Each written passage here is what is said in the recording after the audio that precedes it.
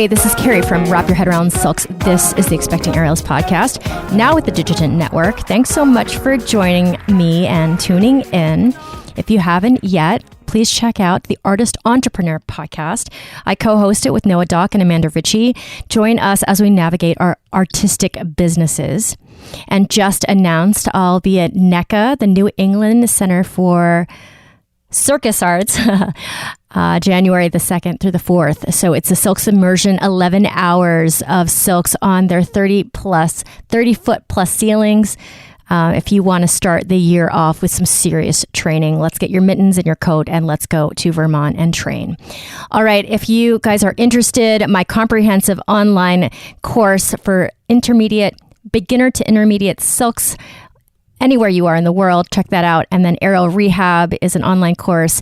If you are coming back from pregnancy, injury, or surgery, it is meant to be the bridge between PT and your favorite aerial class. I'm teaching all over the place this fall, and check it out, and let's get started.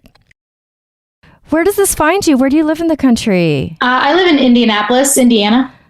I'm from Ohio. Okay, cool. I'm Midwest too. So I have paint all over me because I realized I try to get most of it off. We are still renovating the house that we have now moved into. And we're slowly getting there. Just totally transparency. I might or might not edit this out, but I'm having such high anxiety today. Are you? I feel you. Me too. I get that. Any particular reason? Oh, it's just been a very interesting weekend. Usually people on Labor Day weekend have fun plans. Yeah. McDonald's, one of their signs, small signs, fell on my car yesterday and dented my hood. Are you serious? So between that and we've had a mouse problem, we finally, I think, got rid of them in the garage, but we've had to clean out 3 or 4 boxes of stuff and throw out a ton of stuff today because we got the boxes. So we've been just purging all morning. So what's the chances that a McDonald's sign falls in your car? It was one of those small signs because I pulled the drive-through and they said, "Can you pull that spot?" Yeah. Sure.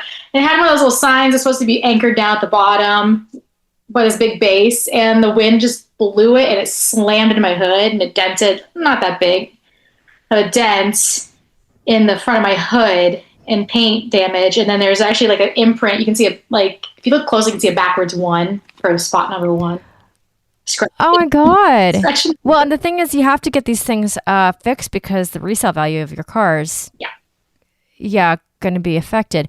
So I'm in San Antonio, and the rain here, it's not fucking around. It comes down so hard. Yeah. And so lots of places in the city have experienced flooding and stuff. Mm-hmm. But for me, we have...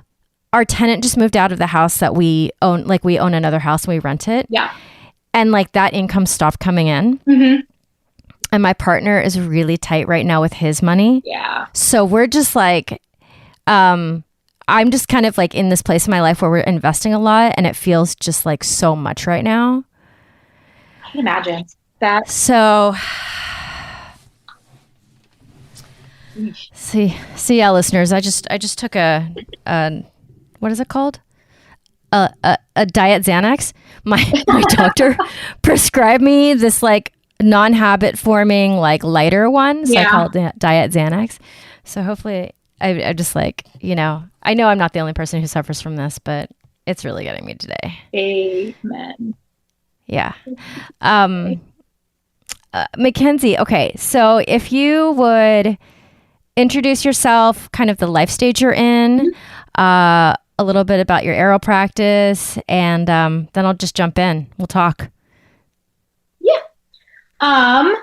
So I live in Indianapolis, but I used to live in Bloomington. And so I'm currently, let's see, I started training in aerial 2019. Okay. MacKenzie, I found you on our group Facebook, And it said, I think this was June 11th, that you were 17 weeks at that point. Yes. So we are now, it is Labor Day weekend, and we're recording this. So where are you now in this? I am 29 weeks. So I'm in my third trimester. Oh, just in your third trimester. Okay. So how do you feel today? A little hot, a little tired. Moving a lot. Not too bad. I think it's like every week I go back and train a little bit. Something gets a little harder and a little bit more like, oh, this was okay a few weeks ago, and now it's definitely not as easy as it was. And so it's every week it's just been going back and like trying things I did the week or 2 weeks prior and saying, okay, this may work or this may not be working anymore. So it's just been a learning curve of what can I still do and what may not be as easy to do or accessible right now, and just might have to be in the back burner for a while. But you're more than halfway there. So this is coming at you. Is this your first pregnancy? Mm-hmm. Yes, this is. And was it planned? We had planned it. It just happened faster than we anticipated. We thought it would take a little longer. And so it was like, surprise, it just popped up pretty quickly on us. Just because we didn't know how long it might take. We know some people took over a year and some people took a couple months. So we just said, let's just start slightly being intentional and see where it lands us. And we got extremely lucky. Like what, when you say fast, how fast? Let's see. Because my husband and I got married in December. Okay. December, like beginning of December of 2024. And I found out I was pregnant at the end of February. And so we had only been really actually like slightly trying for maybe 2 months. Yeah, so that is fast. Yeah. And how old are you now? I am 30. I just turned 33 this summer. Okay, yeah. You're below that age where they call you geriatric pregnancy. That's good. Yeah. Okay, so not super hard to get pregnant. And how was that first trimester? I got really lucky. Knowing other people, like my sister-in-law was pregnant last year, and so my baby was only 8 months. So I watched her go through pregnancy, and I know a lot of people who went through it and watched. And just I heard their stories. And actually, I just talked to a girl last night. I was messaging her, and she was like, I am only 10 weeks, and I'm dying. But I got fairly, I would say, lucky in the terms of like the worst. I would say I was just extremely tired, very tired. I was sleeping way more than normal amounts, and I had a little bit of food aversion, but I never really got sick or anything. So like I said, that's pretty lucky to me. I'll take that completely. So you're building a baby, and it's just so much. It just taps your energy. And your second trimester, did you experience that lift that everybody talks about where like you feel like a normal person again? Yeah, I would say I started to feel better. Like I stopped feeling way less. I was not napping nearly as much as I had been in the first trimester. Work had gotten easier, a little bit easier to deal with. But by the time I hit second trimester, actually I was off. I teach at a school full time. And so by the time I really hit my second trimester, I was off for the summer.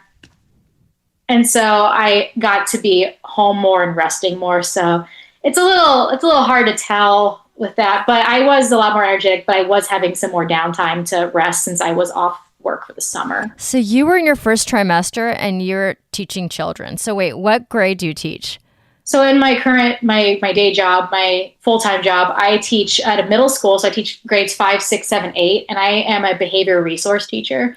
So special education, but all my students, I have a smaller group of students that all have mild to moderate behavioral needs that we tackle every day.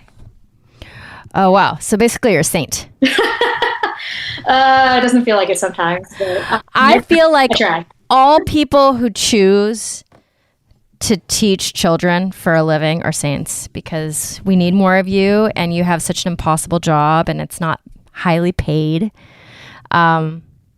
it's amazing that people even want to be teachers, but at the same time, I don't know any teachers who are like, every single person I know is so passionate about it. It's a really great job. I've loved it. This is my 12th year in general teaching in special education. So I've been doing it a long time. In this particular job, this is only my fourth year, I think, since I moved to Indianapolis only a couple of years ago, from Bloomington. And I do love it. There have been this current trimester right now has been the biggest challenge. I am struggling right now, just with a lot of different variables at play with that job right now. But right, because you guys started school recently, right? Yeah, we are about 4 weeks in. Very full. Oh yeah, we started. Oh, by the way, my bean, remind me to go get her before we finish, because if we say goodbye without her, she will lose her mind. She's agreed. She's getting older. She's agreed. She wants to be in her room right now. Yeah. And I'm in my partner's closet because that's the best sound quality in my still renovated house. Mm-hmm. So like, there's just too much, there's wood floors, but there's nothing to absorb it. Okay. So when did you guys start school? It was like August 6th. Like, it was really wow this year. It was pretty early. When did you guys get out? We got out of school last year, like the last day of May. Yeah, Memorial Day weekend. And then I had some trainings I had to go through, like the first 2 days in June. Oh, okay. Yeah. So you mean the teachers were back August 6th.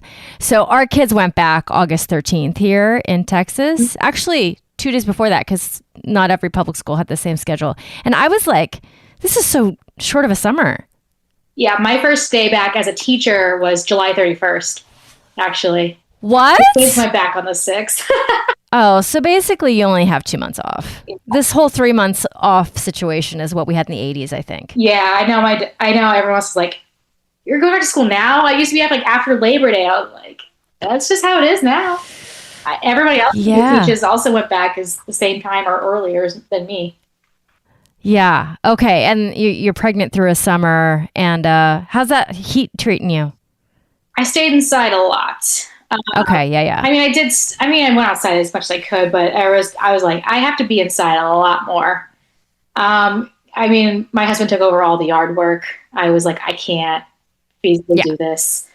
And so I was just a lot more indoors. I did try to get outside and do stuff, but I was just trying to really watch how much I did. I luckily was able to go swimming sometimes, which helped, because I used to love to swim. Actually, I used to be a lifeguard for a long time. I swam all the time. Oh, so you're good at it too. That's great. I used to be good. Not really anymore. It's been a long time since I swam regularly. So I would swim a little bit and get things done. And I had tons of stuff to do in the summer, like work prep for the following year, baby stuff. I spent a lot of time doing baby stuff in the summer, and just lots of things. I had my license to renew. I had another license to renew. So I had a lot of stuff that I was still doing through the summer. Okay. So are you the type of person who has a birth plan mapped out? Not right now. See, I didn't have it at all. I think it's, you either do or you're like, not at all. We're a little behind in that department. We're actually touring our hospital 2 nights from now. Okay. So we finally got that because we are a little behind on that. And we have all these classes we're doing starting this week and going into next month. But we are a little behind because we do need a birth plan.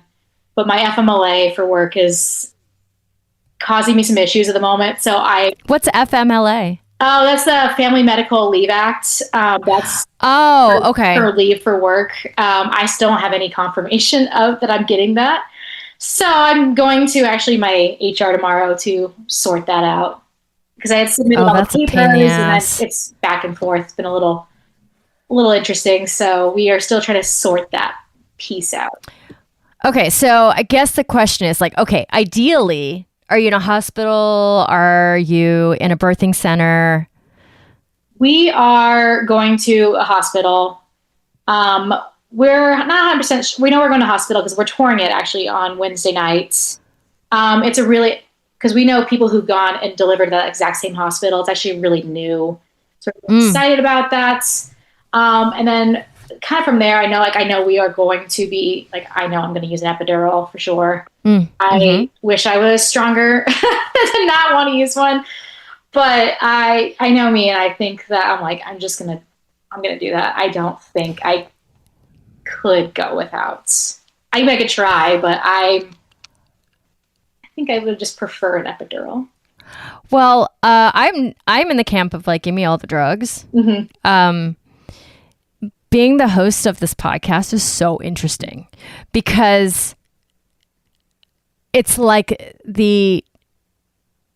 there's two camps of people. Yeah. The camp that we're in and the camp of like primal, I'm going to do this. I'm excited to do this. I wish. Anybody who is doing a non-medicated birth is not excited. Everybody I talk to, no, they're like, yeah, it's amazing. Those people are like, wow, I'm so impressed. Yeah. I hear the stories because I've listened to the podcast and I've listened to other people's stories, and the people who've have not had any medication. I'm just like, you are a full-on champ for doing that. Oh my God. I don't think I can fathom that for myself at all, but you are awesome. And had I had more like downtime, I think, to like look into more of like the birthing center thing, maybe I would have considered it more, but we're just really, it's just been there's too many things. And I didn't get a lot of time to really properly give it attention to like research. Yeah. I mean, I trust like the hospital, and my mom has worked in the medical field for a long time. And so she's had a lot of background with the medical side of that. So I've just talked to her a lot about that. And so I'm pretty confident with we're going to the hospital. We're okay with that. I think I might have like at some point watched too much Game of Thrones. You know what I'm saying? Yes. Yeah. And the one about the, oh my God, what is her name? The one that came later, the one with all the people with like super blonde hair. What was the name of that show? Anyways, it was the follow up to it. It's like all natural childbirth for like the first 4 episodes. Oh my God. And like women dying in labor. Yeah.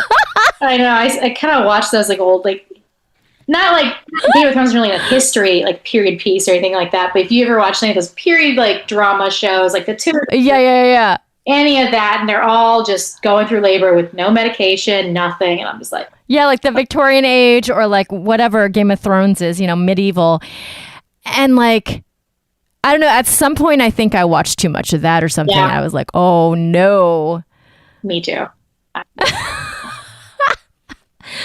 Okay, let's go back. Let's go to the aerial stuff. So on the post that you left on Facebook, I think that you asked the group like when they decide to stop teaching. Yeah. I think that's what it was. Mm-hmm. I love the group because people are so supportive, and even if the question has come up 18 million times in the group, they'll still come and answer and like support whatever question you have or whatever fears you have. Did you get any good feedback? Did it help you make decisions?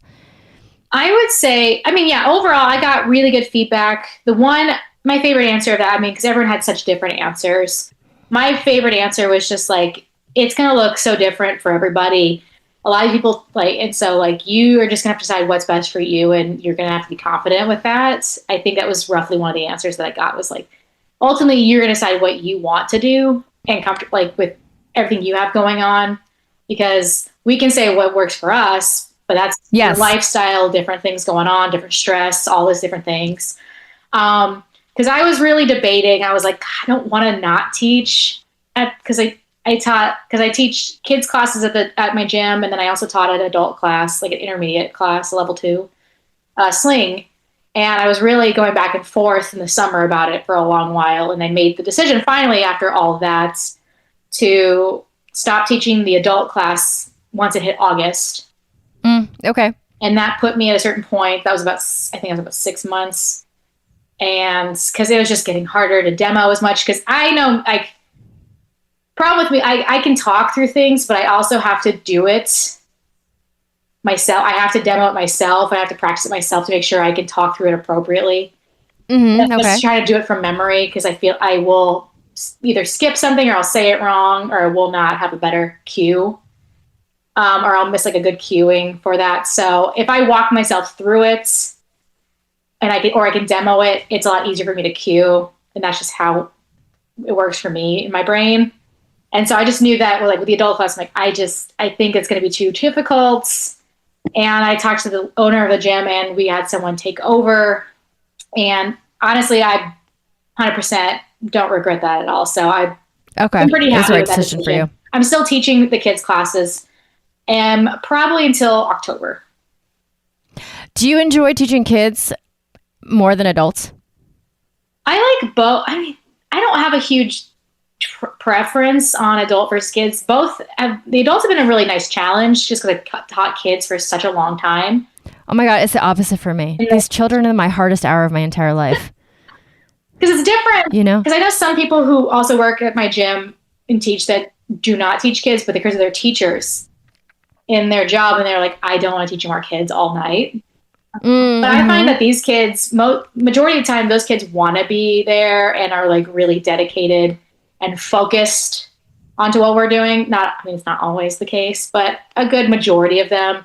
So it's a different population that I might not necessarily see in the daytime all day, every day. And so I just find they're a little bit of a different personality, living in a different crowd than I'm used to in the daytime. So it is a nice change. But it also was a really nice challenge to lesson plan and teach adults because that was something I didn't have a lot of experience with. And it gave me a lot of time to really sit there and focus. Like, I already know how to lesson plan, but how do I do it for adults? And so it was a different challenge on a weekly basis to figure out how to teach people who are my age or older or slightly younger than me versus kids. And I had a lot more freedom to like pull things, like anything I could pull in for that type of class versus our kids program. It's pretty set. Like we have a very set curriculum for the different levels. We have it all pretty set in place. So that was a little easier to also just incorporate with that one. But the adult classes, you're basically like making your own. And so it was a good challenge to also see like, is this a level 2 skill or is this something that might be a little too challenging, or can we break this down to something a little smaller? I feel like, hi, Bean. You want to say hi? I wasn't going to miss coming to get you. Did you just get bored up there? Okay. You want to say hi? Here. Oh, you are so boogery. No. Go get a tissue first. Oh my God. The boogers in her nose are epic. Go get a tissue. Oh my God. And why are your hands wet? What'd you do? I was washing my hands. Did you put glue on your hands? No. Okay, good. So it's a fun question. Why are your hands wet? She's like, I was washing them. I'm like, but why did you wash them? What was on them? What did you get on your hands? Okay. These boogers, do you feel it? It's so crusty. Oh my God. I don't even understand how kids are like, just like going on with their life. Yeah.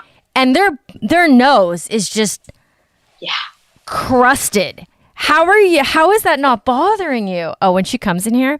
So I have a pair of heels, right? Here, let me show her. Stop. No, let me just show her one. Stop. No. Okay, yeah.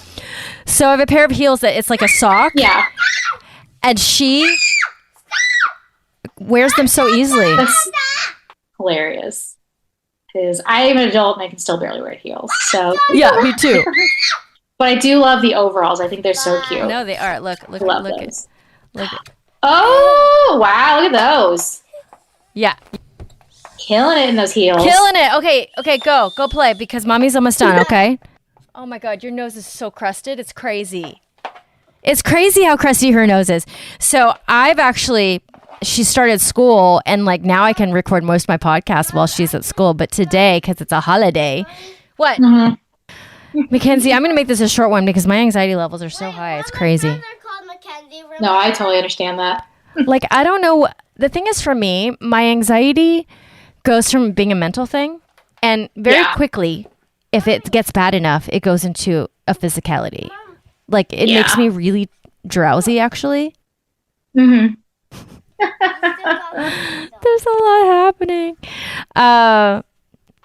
Yeah. Okay. MacKenzie, question. Mm-hmm. What advice, if any, would you give to women out there who are in your position? Think about all the ladies who listen to this podcast.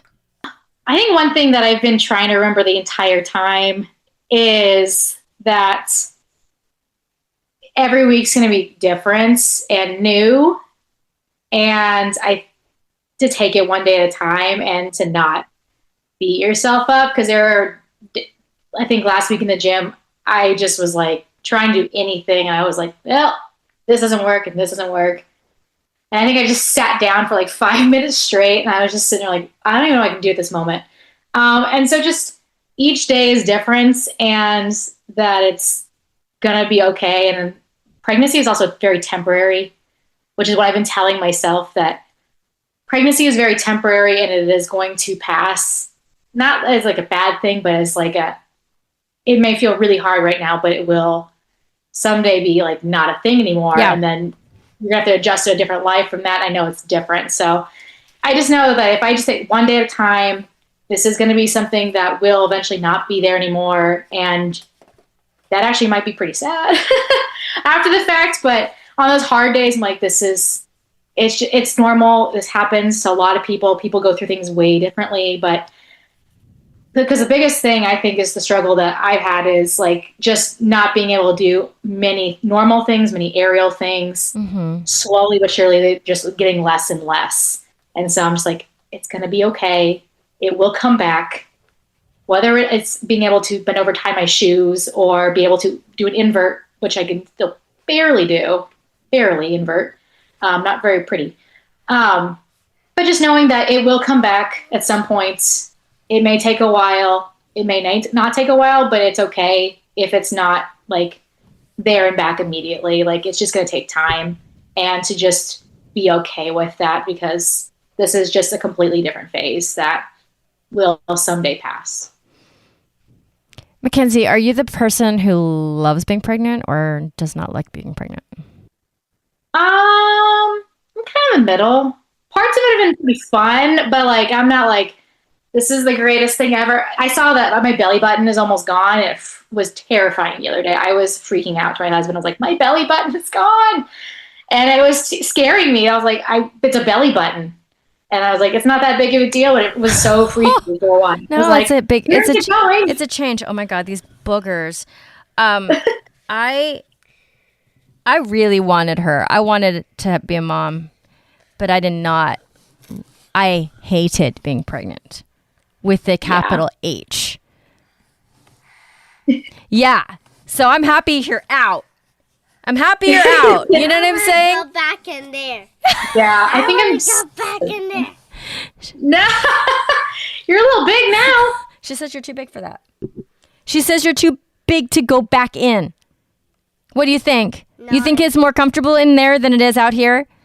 Only if I get to lay on your nipples and your belly and your armpits. She wants to be a baby again so she could breastfeed and like just lay around all day and not go to school, not have to do homework. Right, Bean? Oh. Mm-hmm. Homework, boo. Homework, boo. Okay, here. Say goodbye. Bye.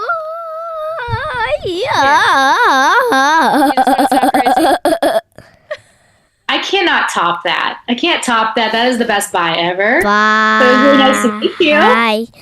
Bye. She Cannot started top doing that. that, and I'm like, what is that? And where did you get it? I love it. It's creative. I love that. MacKenzie, let's do a check-in after this human comes out. Yeah. Let's do that. That sounds Let's good. do that. And I wish you so much luck. And Thank you. smooth everything. Well, thank you. Thanks for having me on. The podcast has been really helpful. Oh, I'm glad. I'm glad. Well, it's not just me. It's all those ladies out there who decided they wanted to share their story. So, Yeah. my listeners, if you would honor me with a 5-star rating and review, I would appreciate it forever. It is the hardest thing about being a podcaster is to get your podcast out to the people who want to listen. So the best way to do that is to have a good star rating and just ride that algorithm. So I really appreciate if you guys would just open the Apple app and leave me a review. It makes such a difference. I appreciate you. I also have Greener Grass with Digitent Podcasts with my friend Kelly McVeigh. If you want to hear my voice twice a week, it's there for you. It's light, it's heartfelt, and we bring on some really amazing guests. All right, my friends, over and out. This is Carrie from Wrap Your Head Around Silks. This is The Expecting Aerialist.